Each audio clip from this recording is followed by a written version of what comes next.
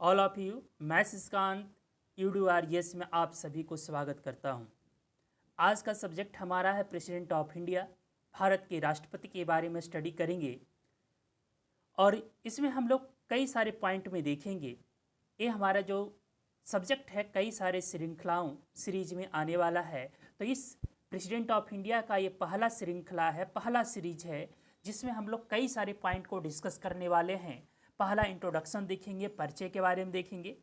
दूसरा qualification of president देखेंगे, यानी राष्ट्रपति की योग्यताएं के बारे में देखेंगे। सैलरी एंड पेंशन के बारे में देखेंगे। इम्पीचमेंट प्रोसेस के बारे में स्टडी करेंगे। तो ये मेन पॉइंट है आज की श्रृंखला का, जिसमें हम कई सारे प्रेसिडेंट ऑफ इंडिया के सब्जेक्ट यानी विषय को डिस्कस करने वाले हैं। सबसे पहले हम देखते हैं कि स्वतंत्र भारत में जो इंडिपेंडेंट इंडिया है, स्वतंत्र भारतीय संविधान को अपनाया गया और इस संविधान के तहत हम ब्रिटिश संसदीय प्रणाली को अपनाए हैं। यानी भारत जो है संसदीय प्रणाली, पार्लियामेंट्री फॉर्म ऑफ गवर्नमेंट को अडॉप्ट किया है। इंस्पायर्ड फ्रॉम द ब्रिटिश, ये जो है इंस्पायर्ड है कहाँ से है? ब्रिटिश के संविधान से या कहें ब्रिटिश पार्लियामेंट्री से इंस्पायर्ड है, जहाँ पर हेड ऑफ स्टेट यानी जिसको राष्ट्राध्यक्ष कहते हैं, जो एग्जीक्यूटिव का नॉमिनल हेड होते हैं, कार्यपालिका का नाम मात्र का प्रधान होते हैं या कार्यपालिका का प्रमुख के रूप में उनको मान्यता प्राप्त है, जिनका सारा function, all the function of head of state on the advice of council of minister, जिनका सारा कामकाज जो है मंत्रिपरिषद के सलाह पर होता है। बट इसके अलावा भारतीय राष्ट्रपति जो प्रेसिडेंट ऑफ इंडिया है, संसदीय प्रणाली की जो ट्रेडिशन है, संसदीय प्रणाली की जो हमारा सॉवरेनिटी है, उसको रिस्पेक्ट करते हुए भी भारत की संविधान जो है भारतीय राष्ट्रपति को राष्ट्रपति शासन में एक महत्वपूर्ण इम्पॉर्टेंट रोल प्ले करने का अधिकार दिया गया है। दूसरी जो इसमें सबसे पहले है जो इंट्रोडक्शन हमने देखा कि भारत जो है पार्लियामेंट्री फॉर्म ऑफ गवर्नमेंट अपनाया है, संसदीय प्रणाली की सरकार है, जहां पर हेड ऑफ स्टेट जो होते हैं इलेक्टेड होते हैं और हेड ऑफ स्टेट जो होते हैं किसके एडवाइस पर काम करते हैं? काउंसिल ऑफ मिनिस्टर के एडवाइस पे काम करते हैं। और काउंसिल ऑफ मिनिस्टर का जो हेड होते हैं जिसे क्या कहते हैं? प्राइम मिनिस्टर कहते हैं। क्लियर हुआ है यहाँ तक पॉइंट? दूसरी जो पॉइंट इसमें इंपॉर्टेंट पॉइंट था कि भारत जो है respect of parliamentary form of government, president जो है हमेशा एडवाइस पे काम करते हैं, all function, but in the sense of कहे कि प्रेसिडेंशियल फॉर्म ऑफ गवर्नमेंट, यानी जब भारत में प्रेसिडेंशियल रूल लागू हो, राष्ट्रपति शासन लागू हो, जब राष्ट्र के अंदर, नेशन के अंदर इमरजेंसी अप्लीकेबल हो, आपातकाल अप्लीकेबल हो, तो राष्ट्रपति जो होता है ऑल इन ऑल हो जाते हैं, उनको एक महत्वपूर्ण फंक्शन रोल प्ले करना पड़ता है। तो क्लियर हुआ पॉइंट? इंट्रोडक्शन हमने काफ़ी सारे पॉइंट देखा। तो सबसे पहला प्रश्न क्या बन सकता है कि इंडिया में किस फॉर्म ऑफ गवर्नमेंट है? तो भारत में क्या है? Parliamentary form of government. दूसरा प्रश्न क्या बन सकता है कि हेड ऑफ स्टेट, तो भारत में हेड ऑफ स्टेट कौन है? तो प्रेसिडेंट ऑफ इंडिया को बनाया गया। फर्स्ट सिटीजन ऑफ इंडिया, तो भारत के जो राष्ट्रपति है उन्हीं को, प्रेसिडेंट ऑफ इंडिया को first citizen of India consider किया जाता है। तो प्रेसिडेंट ऑफ इंडिया किसके एडवाइस पे काम करते हैं? तो काउंसिल ऑफ मिनिस्टर के एडवाइस पे काम करते हैं। काउंसिल ऑफ मिनिस्टर का हेड कौन होता है? काउंसिल ऑफ मिनिस्टर का जो लीडर होता है जिसे क्या कहा जाता है? प्राइम मिनिस्टर के रूप में जाना जाता है। क्लियर हुआ? तो और in the sense of presidential rule, राष्ट्रपति शासन में जो होता है राष्ट्रपति ऑल इन ऑल हो जाते हैं, यानी महत्वपूर्ण भूमिका में रोल प्ले करते हैं। अब दूसरा जो पॉइंट इसमें डिस्कस करेंगे क्वालिफिकेशन, यानी राष्ट्रपति बनने के लिए क्या क्या क्वालिफिकेशन होना चाहिए। तो देखो कि राष्ट्रपति बनने के लिए भारत का नागरिक, सिटीजन ऑफ इंडिया होना जरूरी है। इनकी आयु, एज जो है 35 ईयर पूरा कर चुका हो या 30+ कह सकते हैं। लोकसभा सदस्य बनने की योग्य हो, यानी कि MP parliamentary member of parliament इन्हें लोकसभा का जो क्वालिफिकेशन है उसकी योग्यता रखता हो, उनकी क्वालिफिकेशन रखता हो। नो प्रॉफिट पोस्ट, किसी लाभ के पद पर ना हो, तो ऐसे व्यक्ति को जो है राष्ट्रपति बनने की जो है मिनिमम क्वालिफिकेशन वो प्राप्त है। इसके अलावा जब चुनाव होता है तो चुनाव जब राष्ट्रपति का आप कैंडिडेट बनिएगा तो आपके लिए राष्ट्रपति कैंडिडेट बनने के लिए 50 जो है प्रस्तावक प्रपोज्ड और 50 जो है 50 जो है रिकमेंडेशन यानी अनुमोदक होना जरूरी है। तो ये है मिनिमम क्वालिफिकेशन राष्ट्रपति के चुनाव लड़ने के लिए, यानी राष्ट्रपति जो है आप योग्यता रखते हैं, क्वालिफिकेशन रखते हैं राष्ट्रपति बनने का। दूसरा जो इम्पोर्टेंट पॉइंट है टेन्योर, यानी राष्ट्रपति का कार्यकाल। देखो कि नॉर्मल कंडीशन में जो राष्ट्रपति का कार्यकाल है, जनरल जो टेन्योर है वो 5 साल है, 5 ईयर। अब 5 ईयर के पहले जो है वो अपना त्याग पत्र दे सकते हैं स्वेच्छा से, डिजायरेबल हो, हेल्थ कंडीशन और अदर पर्पस के कारण जो है वो अपना रिजाइनेशन जो है दे सकते हैं। लेकिन नॉर्मल टाइम पीरियड जो है इनकी टेन्योर जो है 5 ईयर के लिए रखा गया है। 5 साल के लिए जो भी प्रेसिडेंट ऑफ इंडिया अपना पोस्ट धारण करते हैं, जो ऑफिशियल पोस्ट है उनकी ऑफिशियल जो जिस डेट को वो ऑफिस धारण करते हैं उनसे 5 ईयर के लिए उनको पोस्ट दिया गया है। क्लियर हुआ, टेन्योर समझ में आ गया। इसके अलावा 5 साल के पहले भी राष्ट्रपति को रिमूव किया जा सकता है, इम्पीचमेंट के द्वारा हटाया जा सकता है, तो उसकी बातें हम लोग आगे चर्चा करेंगे। थर्ड जो इसमें पॉइंट है हमारा जो काफ़ी इम्पोर्टेंट पॉइंट है, enrolments, salary and pension, enrolments and allowance, वेतन एवं भत्ते की बात करेंगे, यानी वेतन, पेंशन, भत्ते की बात करेंगे। तो राष्ट्रपति जो है प्रेजेंट टाइम में जो राष्ट्रपति हैं उनको जो है 5 lakh rupees per month, non taxable है, इनके ऊपर किसी भी प्रकार का टैक्स इम्पोज नहीं किया जाता है, क्योंकि इनकी जो पैसा है consolidated fund of India, Bharat के संचित निधि से डायरेक्ट इनको ट्रांसफ़र की जाती है।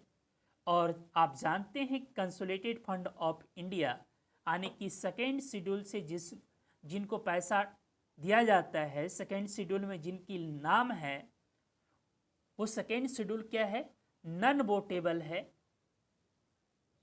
डिबेटेबल तो है लेकिन नॉन वोटेबल है, यानी कि इनकी सैलरी और पेंशन को कम नहीं किए जा सकते हैं, अब नॉर्मल कंडीशन में ही कम किए जा सकते हैं। और वो भी कब होता है जब देश के अंदर फाइनेंशियल इमरजेंसी एप्लीकेबल हो, तब इनकी सैलरी और पेंशन को कट किए जा सकते हैं, रोके जा सकते हैं। नॉर्मल कंडीशन में सेकेंड शेड्यूल में जो भी लिस्ट में रखे गए हैं वो जो होते हैं उनके ऊपर किसी भी प्रकार का टैक्सेबल, एक तरह से नॉन टैक्सेबल है और डायरेक्ट ट्रांसफ़र होते हैं, डिडक्ट नहीं किए जा सकते हैं। पार्लियामेंट के पास राइट होता है डिबेट करने का, डिबेटेबल है बट नॉट वोटेबल है, क्योंकि इनकी पैसा जो है सेकेंड शेड्यूल से ट्रांसफ़र होते हैं, कंसोलिडेटेड फंड ऑफ इंडिया से डायरेक्ट ट्रांसफ़र होते हैं। तो क्लियर हो गया पॉइंट। तो हम लोगों ने देखा इंट्रोडक्शन के बारे में, क्वालिफिकेशन के बारे में, टेन्योर के बारे में। अब थर्ड जो है यानी फोर्थ पॉइंट जो है process of removing president of India, Bharat के राष्ट्रपति को हटाने की प्रक्रिया। देखो कि मैंने पहले ही कहा कि भारत के राष्ट्रपति को नॉर्मल कंडीशन में जिस दिन से ये अपना पोस्ट धारण करेंगे, ऑफिशियल पोस्ट धारण करेंगे, उनसे 5 साल है। इसके पहले हेल्थ का इशू हो सकता है या दूसरे कंडीशन के कारण वो खुद अपना त्यागपत्र दे सकते हैं। लेकिन जब भारत के राष्ट्रपति के ऊपर करप्शन का आरोप लग जाए या किसी भी प्रकार का आरोप लग जाए, फेवरेबल का कंडीशन हो सकता है, कोई और भी कंडीशन हो सकता है, तो ऐसे कंडीशन में भारत के राष्ट्रपति को भी रिमूव किया जा सकता है।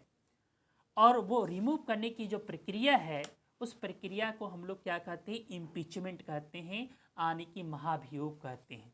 तो महाभियोग की प्रक्रिया हमारी जो संविधान है, संविधान के आर्टिकल जो है 61 में जो है इम्पीचमेंट की प्रक्रिया दिया गया है।